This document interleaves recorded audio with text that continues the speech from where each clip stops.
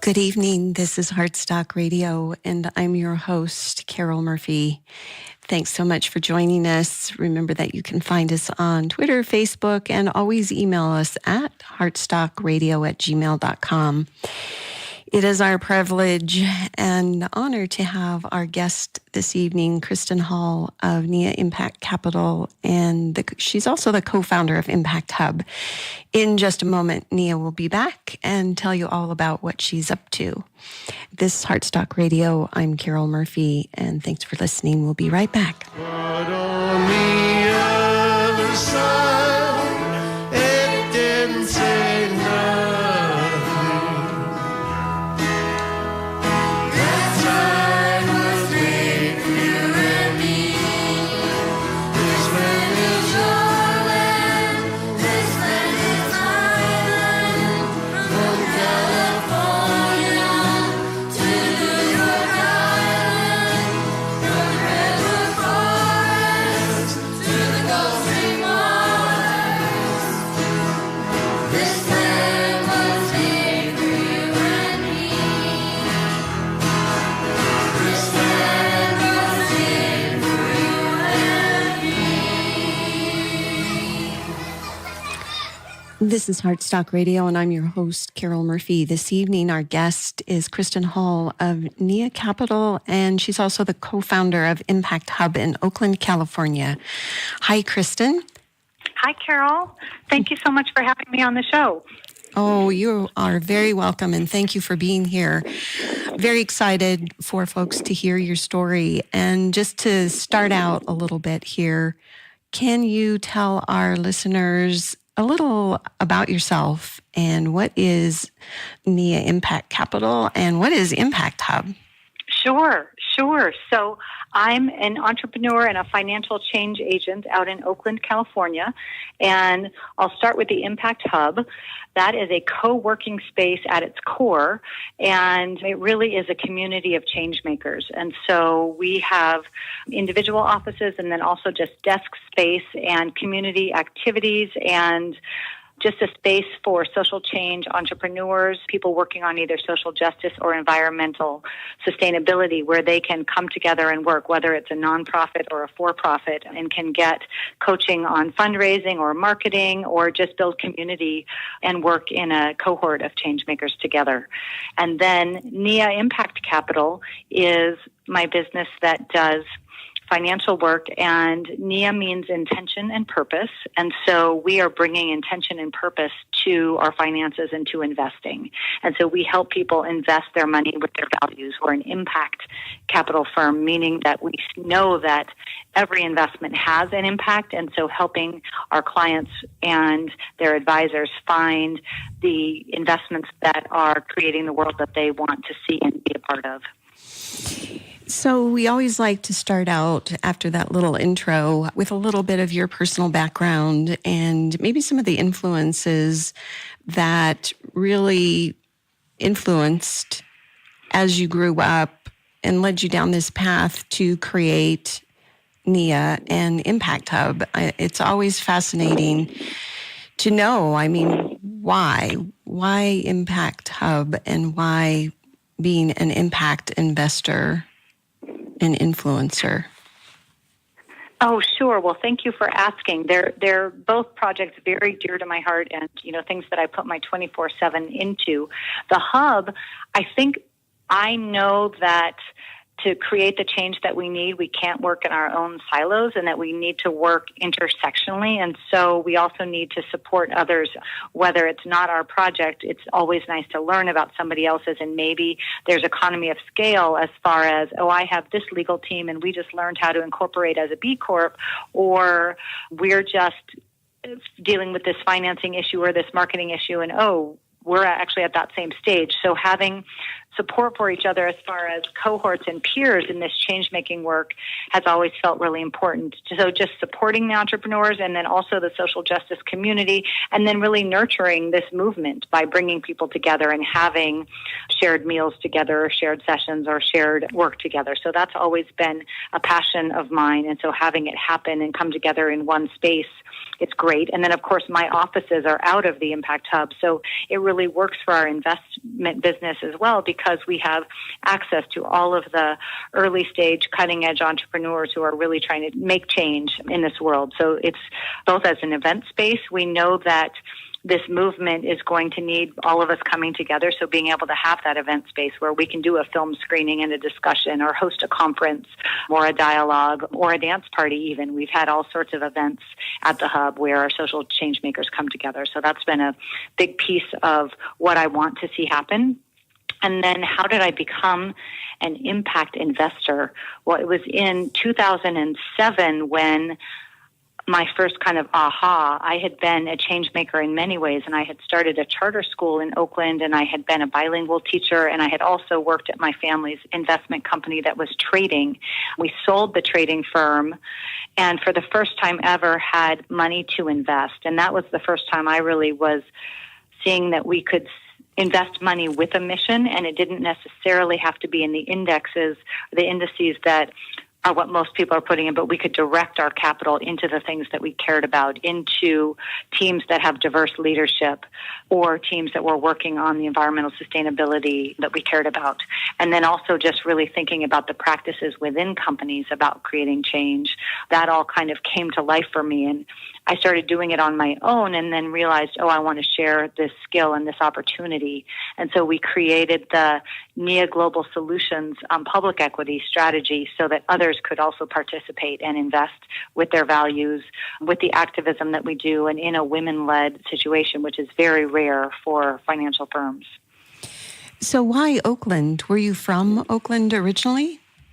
I'm from Oakland, yeah. My family moved to Oakland when I was 5, and I've lived here most of my life. So I've been involved in the community my whole life, and particularly in my professional career, both as a teacher early on and then as a change maker in the business community as well. So, yeah, this is home, and this is a community I know, and we have the best weather. So I may live somewhere else at some point in my life, though this is really where my dedication is right now. A lot of interesting things are happening in Oakland. It seems like it's going through some positive changes. What's your perspective, boots on the ground there? It's a hub of activity, and specifically it seems like there's a lot of business activity that's centered around sustainability and impact investing and the whole 9 yards. You know, that's very true. I think we've always been an arts hub. We've always been a cultural hub. And with all of the investment and some of particularly our publicly traded companies and a lot of our companies that are going to be publicly traded this year, the tech sector has really kind of moved up from the South Bay and then east from San Francisco. And so it really is affecting us in many, many ways. We're always on the cutting edge of innovations. And yet one of the things that is happening and that's detrimental to our community is the gentrification. And so with developers coming in and getting really excited about the changes in Oakland, we do have some of the best restaurants, largely in part of Alice Waters with Chez Panisse, and having had that farm-to-table restaurant, we now have so many people that have worked there that have started their own businesses. We have lovely businesses, restaurants, everything. And so there's lots of reasons that developers want to be in Oakland, and yet the prices are rising, housing prices are rising, and it's pushing out many of our entrepreneurs, many of our artists, and many of our cultural change makers. So it's definitely problematic. We are going to need to be careful, how we do this development moving forward. Yeah, and I was really saddened by the number of homeless people that I saw when I was there a couple weeks back. And I can really understand after kind of, getting into the hustle and bustle and, survival mode myself as an entrepreneur, bootstrapping, it's like, wow, no wonder there are so many homeless people here. It's a challenge. It's a challenge day to day. It's a huge challenge. Yeah. So Let's talk a little bit about this whole idea of impact investing. You talked about that a little bit already, and we were just talking about this too before we went on the air. Is there a clear-cut definition of what exactly that is? And how do you approach impact investing in particular at NIA? Oh, sure. So we're still in the nascent stages of this movement, and there are lots of different definitions going around. And I think I might just simplify it to say that all investments, including our bank deposits, where we have our retirement funds and everything in between, they all have an impact. And so getting really conscious and opening our eyes about what those impacts are and what happens when we invest, as I referred to earlier, an index from Wall Street has some of our largest companies. Our largest companies employ a lot of people. They also can do a lot of polluting, or they could do a lot of good. So it really depends. I guess I would say impact investing really involves opening up the hood and looking in and seeing what is in that portfolio and what is it actually doing. And what we encourage our clients to do is really think about the world that they want to live in and make sure that all of their investments are aligning with those goals and those values. So be that diversity and inclusion. There's a lot of research actually that's stacking up for the financial side saying that diverse teams are actually better governance and provide stronger returns. And so would it make sense to have all of your companies in your portfolio be led by diverse management teams, executive teams, boards of directors? That's something we encourage. We know that adding women to a board strengthens the governance, and so why wouldn't we do that across the board? Similarly, the circular economy is not only becoming popular, it's really becoming almost inevitable that we're going to think about designing out waste from the system. And so can we have products and services that are really thinking about this and companies that are working on that? And because those will be the wave of the future, that's where the growth opportunities are. And so would it be smarter to think about investing in some of these solutions? So we're really a solutions-focused firm, and we know that diversity and inclusion is also really part of the solutions we're seeking. You touched upon two things that I would like to delve into just a tiny bit more. One was diversity and inclusivity. Why is it that when women sit on corporate boards that there are better results? Maybe that's not articulated exactly correctly, but it does seem that, in all kinds of studies have been done to show that the more inclusive a corporate structure is and the more diverse, the more successful the company tends to be. Why is that? Do we have an explanation, or do you personally have a reason for that? There's some interesting fun facts around that. And as you said, there is quite a bit of research stacking up. And so most of the research is about adding women as diversity. I think it could be diversity of all kinds. I think it could be race, ethnicity, class, age, sexual orientation. I think there's lots of different kinds of diversity, and yet women are something we can count. And so somehow we end up starting there. And that's what a lot of the research does refer to. Small things like the minute you add women to a board of directors, meetings start on time. So that might just be an efficiency thing. Sometimes when a company is headed towards some kind of financial difficulties, when there are women on the board, the research says that they want an outside audit. They want a little bit of support. They want some other eyes, another set of eyes offering some different sets of solutions, whereas all male-led teams are kind of like, we've got this, and don't ask for that outside audit. So there are some interesting things there. There's also something just about balance and getting out of a group think. And so when a group is very, very similar, sometimes you don't stop and really examine the details. You just move forward because you assume you're often on the same page. And that may not be the best governance. Sometimes we really want to think about every single asset of an issue or a problem or a new product or a marketing plan before moving forward. And so having that diversity of perspective slows up the process a little bit. And I think that's just better governance. It definitely, we've interviewed a few folks working in this ecosystem, impact investing, business sustainability, and it seems to be a raising wave. Do you have a sense of how rapidly we are having an impact? Is change fast enough, I guess, to be of help and hope for the planet? That's a really good question. We had all of our students protesting today. Thank you to our young people for really making this a top issue. They really understand that we're not moving fast enough and that their leaders, the adults in charge, haven't taken the means and the measures to really make the changes. And so that's one of the reasons that I do this through NIA Impact Capital, is that I want to help people connect the dots. I think most of us aren't even thinking about, we might be thinking about reducing the amount of water we use or turning our lights off at night or maybe unplugging some appliances, yet we're not really thinking on a large scale that the companies we own in our 401k or in our investment policies, that they're actually some of the ones causing a lot of this destruction. And so we really do need to connect those dots. Another thing I'm doing to help people kind of wake up in small pieces is I write the Money Doula Blog. And so small pieces come out about why investing in fossil fuels may not be the smartest thing and why divesting may be the best thing, both for our planet and for our portfolios. Similarly, guns. I mean, that's particularly with New Zealand and all of the violence that we've experienced this year and last and just in the past.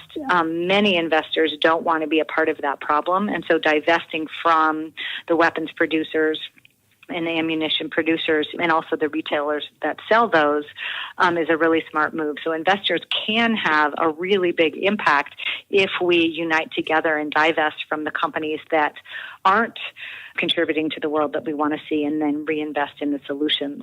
Do we need to speed up this process? Absolutely. Mm-hmm. We're at that halfway point. We're going to take a little music break here. In just a moment, we will be right back with Kristin Hall of NIA Impact Capital. Thanks for listening.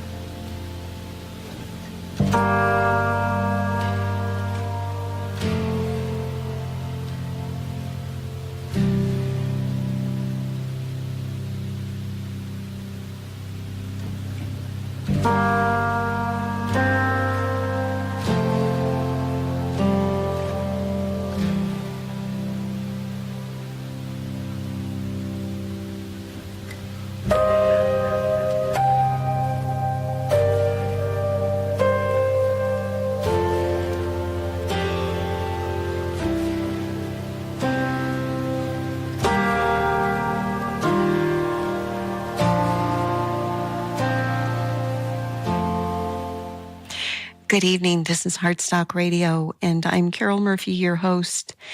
Our guest today is Kristin Hall of NIA Capital. Hi again, Kristin. Hello. Let's talk just a little bit about some of the certifications that I noticed on your website. Gen Certified and B Corp Certified. What are those and why are they important?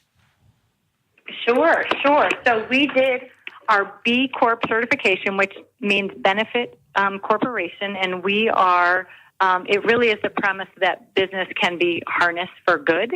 And so business for good, and how can your very purpose of doing business be beneficial both socially and environmentally?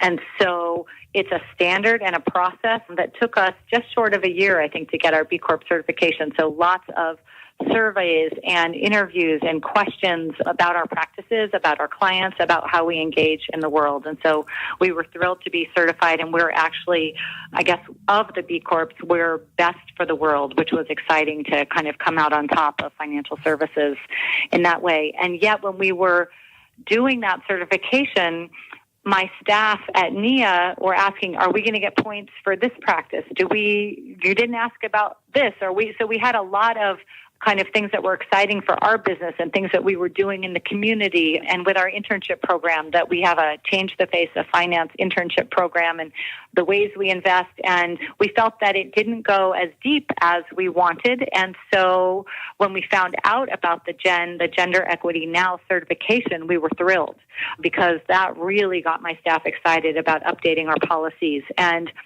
being that we do lots of gender lens investing, we thought it would be really easy, and we know so much about this, and yet doing the certification and the process, we learned so many things. There's 6 pillars of gender equity, everything from the recruitment process and the hiring process to individual practices within the firm, all the way through outputs. And so it's really based on research about what practices will actually change equity outcomes in your workplace. And so we were really excited to both to participate in the process and then to get our certification. Well, I know more about the B Corp certification, and it is really time consuming, definitely well worth it. How did the Gen Certified compare to that? Was it as labor intensive? It's labor intensive, it is, and yet, again, all of my staff were really involved and excited. So we did a pretty extensive survey about all of our practices, everything about pay and equity practices, cultural practices, and then there were several interviews and then some audits of company handbooks and practices. It was an exciting process, definitely engaging, not boring for a second, very much worth it. And we learned things, some of the practices we were already doing, but we didn't know the research behind them. And then other practices were easier to implement. And one thing, women are often the ones that make the coffee, that will make the copies for a presentation, that organize the CEO birthday party, kind of what they call the housework of the office. And the minute that you assign points to those tasks or some kind of reward system, guess who steps up to do those? I like it. Right. So there are all sorts of things that can bring more equity into the workplace. Another one, when offering someone a job, men stereotypically will negotiate their salary, and they feel very comfortable negotiating up. Women, not so much. And yet we learned this through our Gen certification process, when you give the range of the salary, they're much more likely to negotiate. And so there are all sorts of little transparency things that can really bring about much more equity and empowerment for women in the workplace. And it sounds like just going through this process in and of itself makes you a better company. It did. I think it made us much stronger as a company, and we're also stronger investors now because we now know what to look for and encourage in the companies we invest in. So let's break it down to the average everyday citizen investor, nuts and bolts. What is it that we should do as, people, everyday people walking around on the planet? What is it that we should do, and how can we get involved in impact investing? Oh, sure. So it's really just bringing that lens of consciousness to every piece that you're doing. So you can start at your banking, and most people think that you just deposit your bank and maybe it sits there, and yet the bank is loaning that money out. And so where do you want those loans going? Local banks, by mandate, are keeping it in your local community to small businesses, women, people of color, interesting projects, products, and services in your community, whereas the larger banks, based on them being larger and multinational, are often funding the pipelines, the fossil fuel projects, the oil projects that many of us don't want to be a part of. So finding out what your bank is actually funding and what your dollars are doing when you're sleeping at night is important. And so oftentimes moving your money locally is a first best step. Another thing would be to think about, where is your money in your retirement fund if you have that, and is it in the companies that you want to grow and are the ones that you think are needed for people and planet so that they will grow. So, of course, we do that analysis at NIA. If you're in a 401k, you can press the distributors of that 401k to get some of these answers for you. And you can start asking, are there women managers? Do my companies have diverse teams? Do they have diverse boards of directors?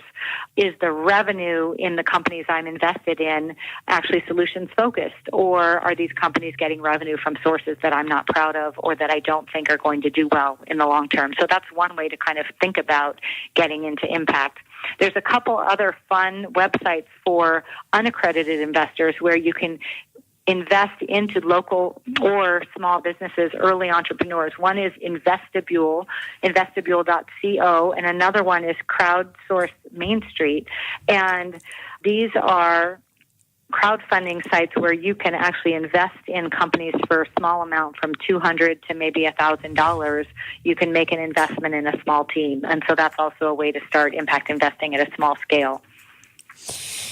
And then as far as NIA goes, can you kind of run us through the nuts and bolts of how you decide what funds you're investing in, and how does that come into play for the average person that you're helping? Are these large organizations? Are they individuals? So we run a portfolio that is all publicly traded companies, and so with that is daily liquidity. So we do love that there's no lockup and that there's lots of flexibility. So people could invest today and actually come out tomorrow if they needed to, or could invest for a little bit and then pull it out. That's not very frequent in impact investing. Oftentimes there's a long lockup, so we're happy to offer that. Then the companies within the portfolio, it's a small curated portfolio, so it's concentrated and it is global. So while many of the companies are headquartered in the U.S., the revenue really is coming from around the globe and from many different sectors.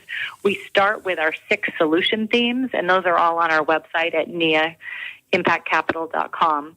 And we invest along those solution themes, and all of our companies do have women in leadership. And we look for diversity of all kinds, and yet in publicly traded companies in this country, at least so far, we're still doing a lot of activism to get those teams much more diverse. So if I have a self-directed IRA, I could take some of that money and set it aside and invest it in your portfolio if I so chose. That's right. That's right. That's Another awesome. one you could do is C-Note. That's another place people are choosing to put money with no minimum at all. And that's a different type of product as it's a loan. It's almost like a CD. It's like a cash alternative, and we love C-Note. Mm-hmm. So you mentioned a little bit earlier a certified investor. So what exactly is that? Before regulation, crowdfunding, only a certain type of individual could invest in companies. Do you have those types of investors? And can you kind of maybe just talk a little bit about that for our listeners to really get an understanding of what that means? Oh, sure. So there have been laws that have evolved over time to keep investors safe. And so there are certain minimums that are available to some types of investors with certain amounts of capital. And those laws are changing, too, because some of them, although they were meant to protect investors, they also kept them out of really interesting deals, particularly the Silicon Valley type deals that could go to, 10x or where. So this crowdfunding is now, in some ways, democratizing access to all sorts of investments. And so we really love that both for the companies so that they can have a diverse set of values-aligned investors, and then also for the investors themselves so they can be in really interesting companies. And they're not appropriate for every investor, but some of these smaller minimums make it. And so I would definitely check this with your advisor to make sure they're appropriate, and yet there's some really interesting opportunities out there. So we've got about a minute left here. Please tell our listeners how they might reach out to you and find you. Oh, sure. So we are at themoneydoula.org and also at niaimpactcapital.com. And NIA is spelled N-I-A. It's a Swahili word that means intention and purpose. Thank you so much, Kristin, for being on Heartstock. It's been a pleasure. Thank you for having me, Carol. This is Carol Murphy. I'm your host, and thanks for listening to Heartstock. We'll see you next week. Peace.